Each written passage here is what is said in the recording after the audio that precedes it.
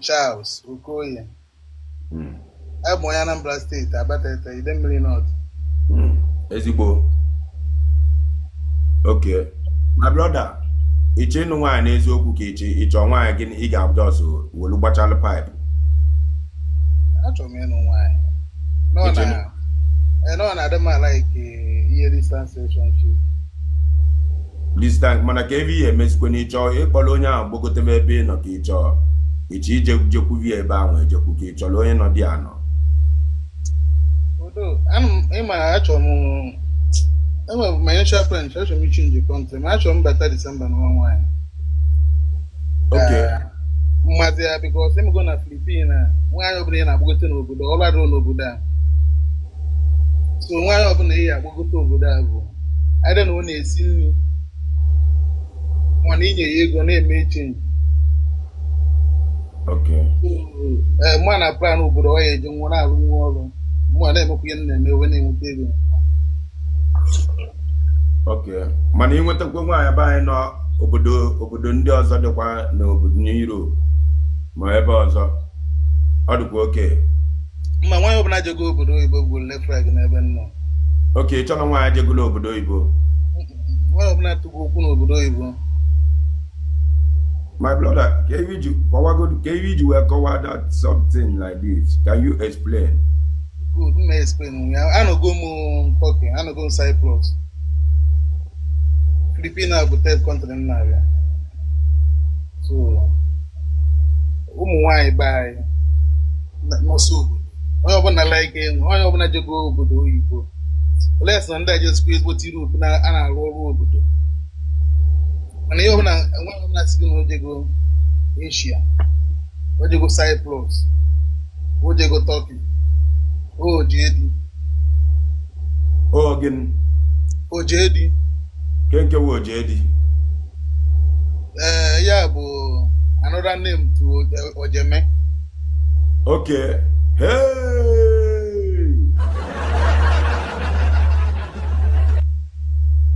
Nwa ya jegolo ebe niile wu kopion. Nya ka akpọlụ oji. Luto ihe na-aka ọsụkwa ya bụ ada m ebile m kwa ụfọdụ ndị ada amụ ya na-eji eme. Ịghọtago? Yes. So o nwere ike madam ya ga kpọrọ gị na ọsa gị sị gị na ọrụ dị. Onye nwa ga-eje ka emelụ gị akwụkwọ,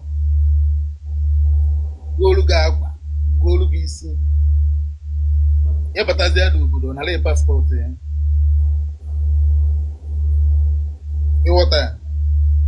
O nwere ike ọ bụla ihe o ji mere gị akwụkwọ ahụ ya gbagote n'obodo bụ 3 million. Ọ sịzi gị na ị ga-akwụ ya 10 million. So most ụmụ nwaanyị anyị ma ndị n'obodo ahụ ma ndị nọ ebe ndị ọzọ bụ afọ igbu ka ha na-azụ. And ị ga-asa abụ mmadụ wee bụrụ madam.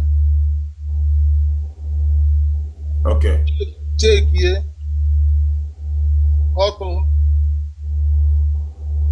ọtụlatago 8 million ọkwụ madam. Kedu ibe ọzọ ihe na-akpịa lollipop, kpọrọ ya lollipop. Okay, lollipop. Dia lolly.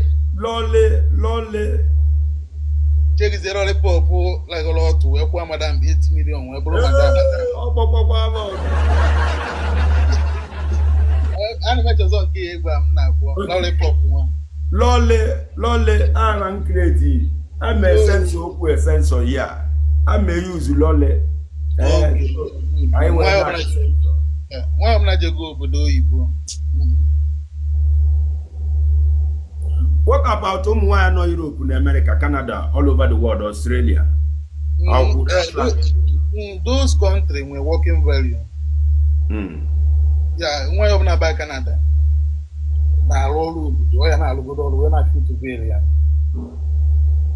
So onye nke ahụ ihe anụnwe onye ahụ? Yes, mma nwe nke ahụ na. Okay. Mana o depend age onye ahụ. Okay, o depend the age. Ka age ị na-achọ na nwaanyị? Ọ gwara m na-enwere koodu n'abalị, ọ dịka oyi ya na-atụ m. Age m na-achọ? Yes, na nwaanyị.